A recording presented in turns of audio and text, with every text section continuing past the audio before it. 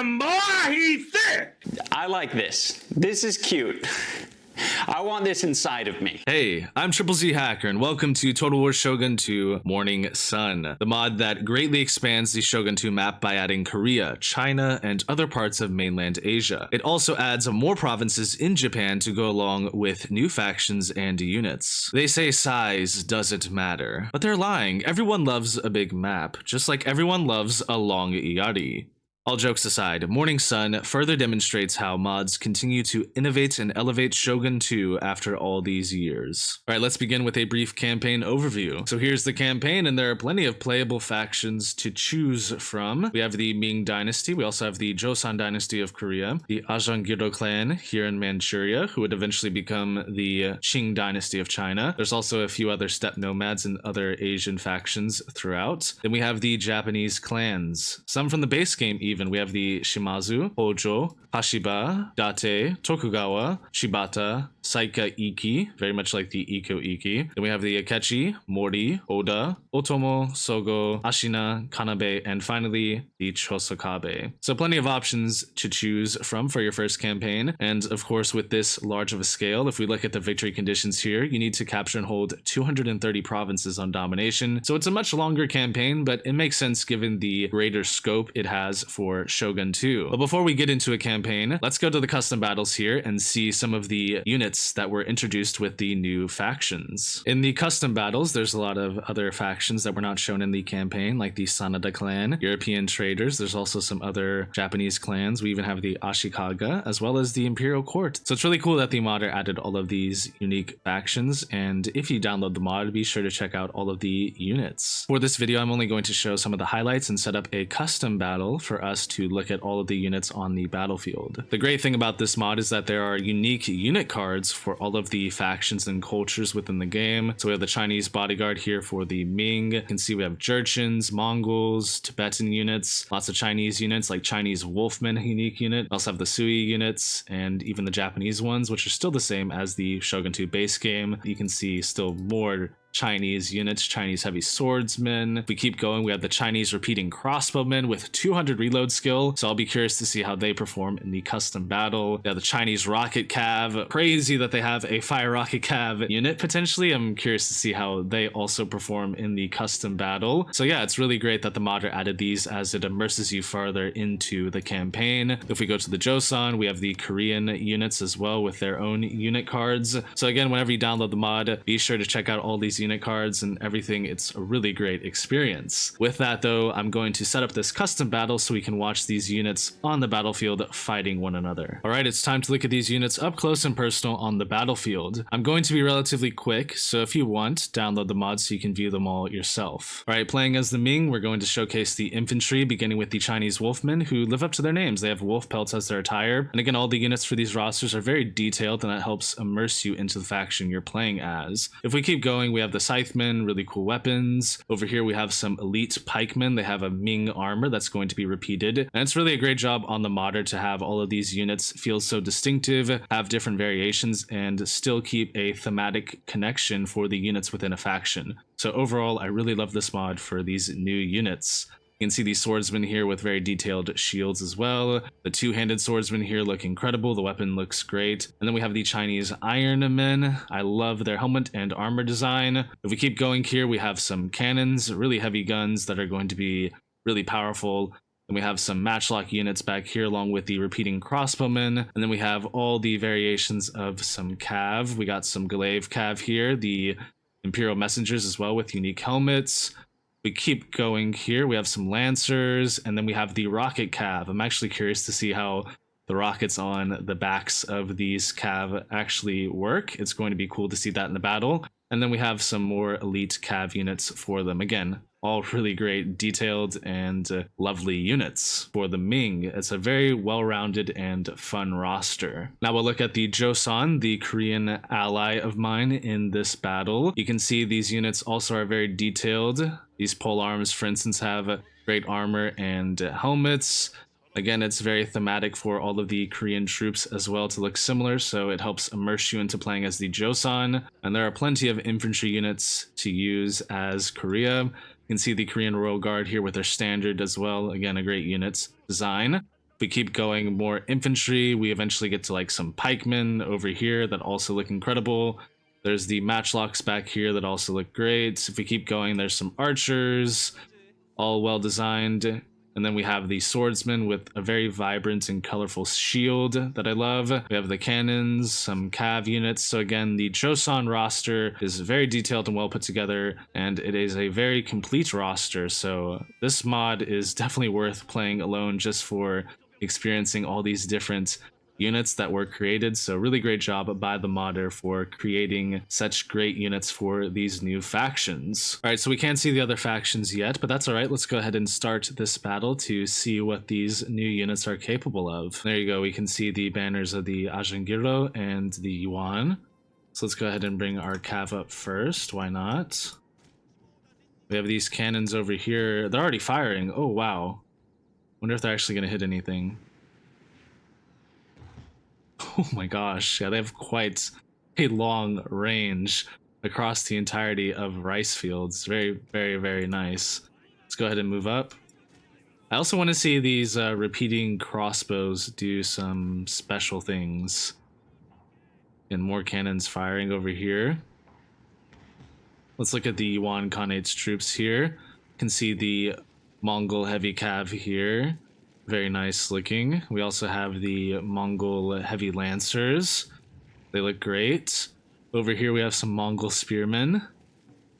We have the Jurchen armored archers. I just included some Jurchens so we could see some of the others. My gosh, these cannons going everywhere. Really, really cool. Overall, yeah, the Mongols have quite a uniformity with their units. That looks very nice. You can see the cannons over here shooting as well for the green standard and the mortars there. Let's see the Bannerman horse archers. Those banners look nice. Over here, they look really cool. Some Bannerman lancers as well. I don't think we've been engaged yet. Oh my god!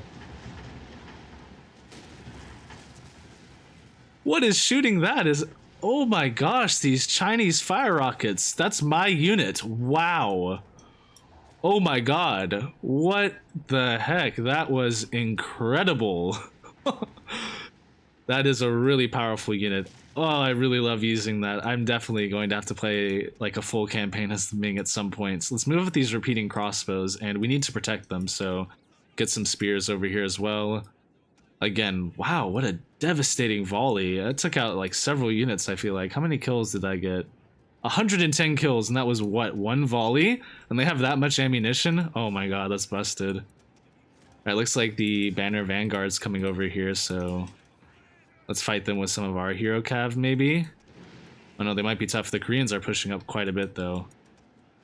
Let's get these repeating crossbows in range as well. They actually have Neofire as a crossbow unit. That's really cool.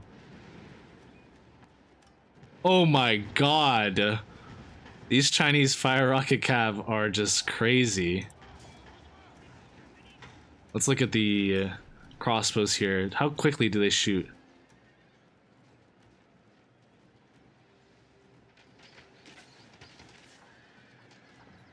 Oh my god, there's like no reload time. They just instantly aim again, I guess. I don't know, they're taking a little bit still. Really cool unit though. Let's look at the other carnage happening over here though. Oh my gosh, the regional long spearmen doing some work. Again, more fire rockets getting into the fight. This is just insane. Let's try to get some of our infantry into the battle over here. We need to support our allies. I'm pretty sure they're just killing their own troops over here. They must be. I think I just saw some blood flying. We're killing our own men. Oh god. Just look at that. That's so cool that they added this as a design. It looks really, really cool. Not as like clear as the fire rockets, but a lot smaller projectiles, so I really love this unit. Pretty broken though, pretty broken. Let's get the Wolfmen involved in the battle too. They're already over here. We'll get our general up. Where are the cannons even aiming? Is there anything even left to shoot? Maybe that way. Alright, we got some Mongol hunters over here fighting the repeating crossbowmen. Let's put them in Neofire. Are they just gonna shoot? No, they're... Oh, they're actually going into melee. Okay, let's go into melee. Let's go into melee. Are these the gun cav units? Yeah, there's the gun cav units here getting attacked. And look at all those rockets! They're just killing so many Korean troops too in the process. I love it. I love this game so much. Look how beautiful that is. You just don't see anything like that anymore. You just don't. Only in this game do you see it. I think our cav took like a heavy beating. Oh, the Iron Horsemen. We actually lost a lot of units. I'm pretty sure those banners were pretty tough to kill, but we definitely won this battle without a doubt. I mean, there weren't many Mongol units to showcase, but still, I mean, this is just...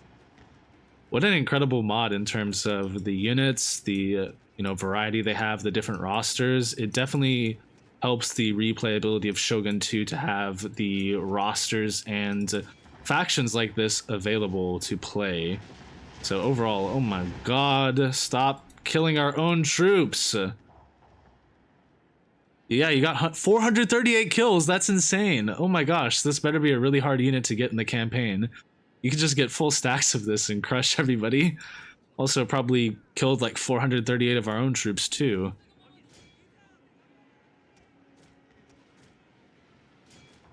They're still shooting. What are they even shooting? Oh my god, are there fleeing troops over here? Yeah, they're fleeing troops. Just blowing up the entire rice field, why don't you? Look at that. Look how beautiful that volley is. Amazing. And there we go, we got a victory. So that is the unit showcase for that custom battle. I think it's really great that those units performed the way they did. I got to showcase a little bit of the other factions, but definitely try this mod out for yourself if you want to see all of the units up close. Now to install the mod, download it from the Total War Center. The link is in the description. Then you need to extract the 3 pack files into the Shogun 2 data folder. On the mod manager, they will appear like this, and then you can play Morning Sun. If you need any help with mods, join my Discord. The link is also in the description, and I'd be happy to help troubleshoot any issues. Alright, it's time to show the main feature of Morning Sun, the campaign. Now before we begin, I wanted to highlight some footage I have playing as these different factions, just to go over some aspects of the campaign. Every faction has their own unique building slots and technologies. Even though the pictures are the same, they provide different bonuses. So of course, with this expanded Japan, there's a lot of added flavor, which is great. Even with all the additional content, the mod still plays very similar to base game Shogun 2. There's a great balance between all of the factions, and there are plenty of resources with all the provinces, so there are no longer all the trade nodes around Japan. That's because you can actually go to these places now instead of them being off the map.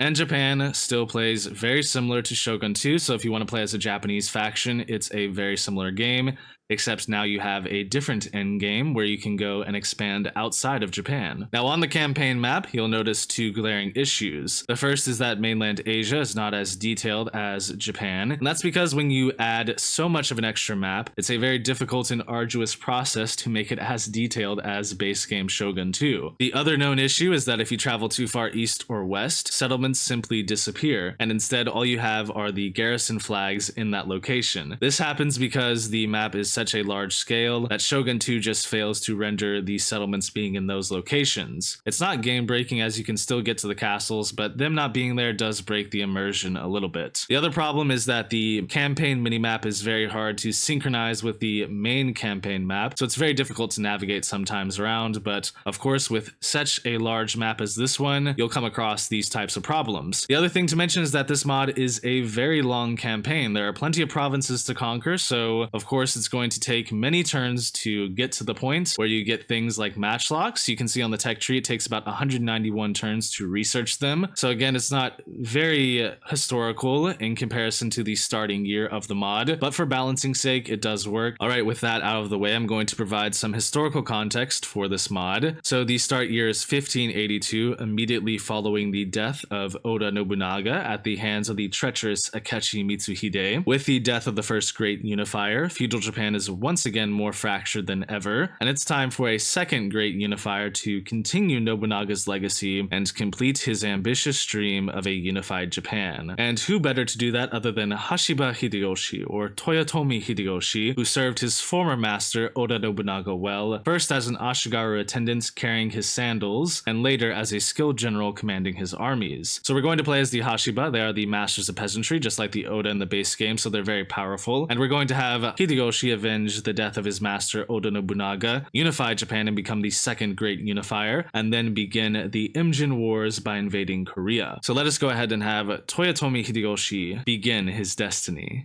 Alright, so the Hashiba start with 4 provinces here in central western Japan, and diplomatically we have 3 vassals, the Mori, Kobayakawa, and Ukeda clans, and we're at war with the Shibata, Saito, and Akechi. So we need to defeat our enemies in central Japan in order to avenge the death of Oda Nobunaga. Then we need to slowly begin the unification process of Japan and finally begin the Imjin War by invading Korea. All right, so let's go ahead and fight this first battle here with our daimyo Hashiba Hideyoshi against this Akechi army. All right, so we won that battle. Let's go ahead and chase them down really briefly.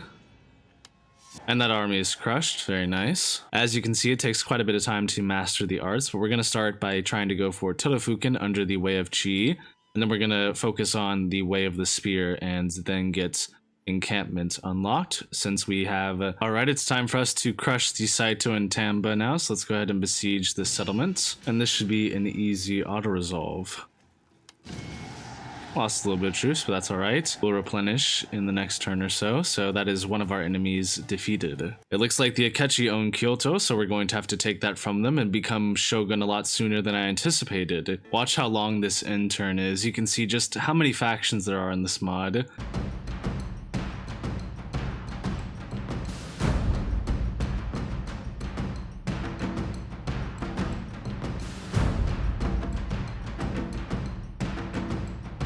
Just like the Mastery of the Arts, it does take a little bit longer to complete buildings, which makes sense given the length of this campaign. Well, if it isn't the traitor himself, Akechi Mitsuhide besieging the settlement with Hashiba Hideyoshi. We outnumber them quite a bit with the garrison, so I think this is going to be a resounding victory for the Hashiba, and we can finally avenge the death of our lord Oda Nobunaga and get rid of this treacherous villain once and for all.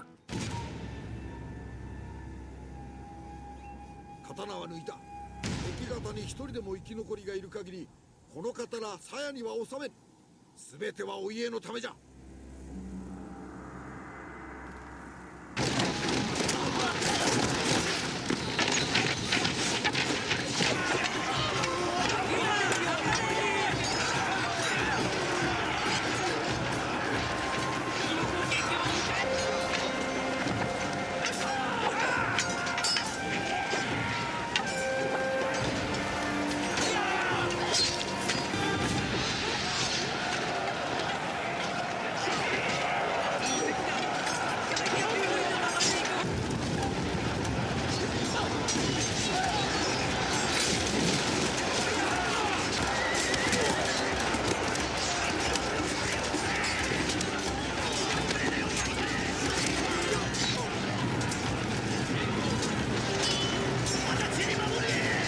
My lord, their general has fallen!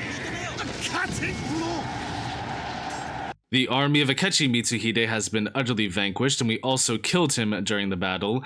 So now that the traitor who was responsible for Oda Nobunaga's death is dead himself, we can now take the credit for avenging Oda Nobunaga. And of course, my vassal, the Ukeda, declared war on me. Classic Shogun 2 diplomacy is still in this mod. Okay, I'm actually glad they declared war on us because we were able to get their province of Bizen, which does have a blacksmith, so we can further upgrade our units. Alright, so I gave Hideyoshi the poet trait. It improves the rate of Bushido arts being mastered by 10%. That's a really good trait even in the base game. I think it's plus 3%. So it's really good that the modder balanced that out, as it does take quite a while to research the arts in this mod. But it's a very long campaign, so it does make sense. And thankfully, the Saika Iki have been vanquished, so goodbye Iko Iki. So the Akechi are quite powerful at the start. They do own Kyoto, which is a problem, as I mentioned earlier. So we've been fighting them quite a bit for these 2 provinces right here. What I'm going to try to do is sneak around this way and take Kyoto by surprise. So let's have Hideyoshi come this way, and let's also get our general here and see if we can besiege Kyoto.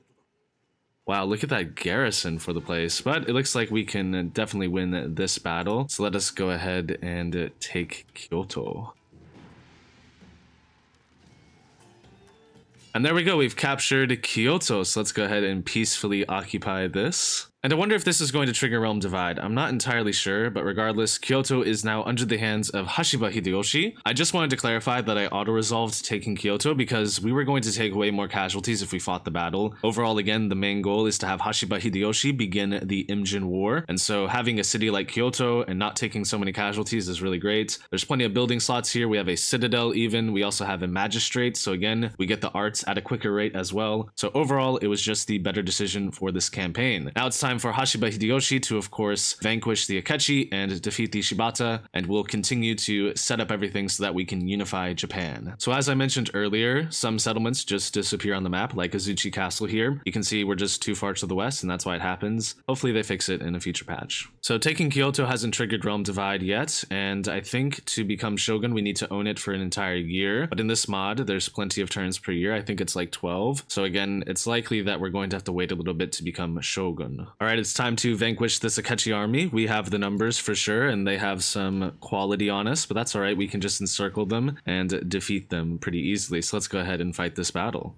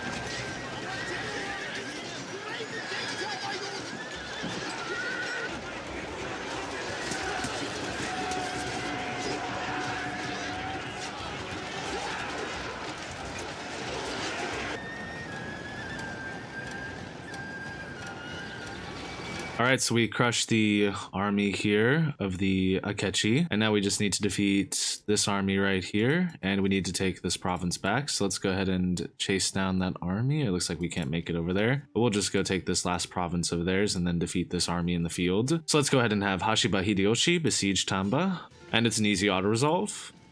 Alright, it's time to vanquish the Akechi army in the field here. I find it hilarious. Their general is named Oda, and he's an Akechi general. So cursed. Regardless, let's go ahead and kill this army.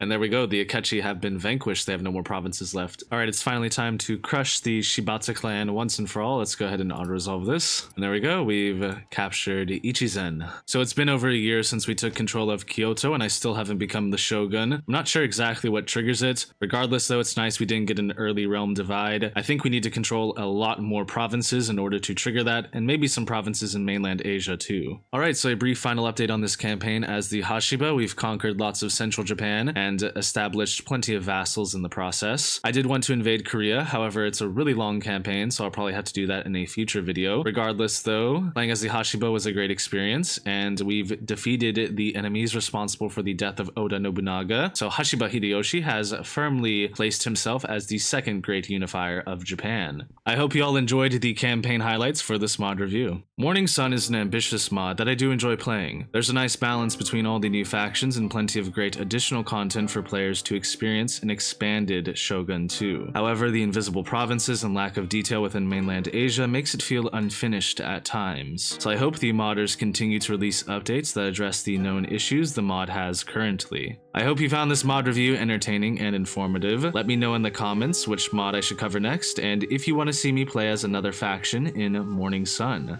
As always, thanks for watching and take care.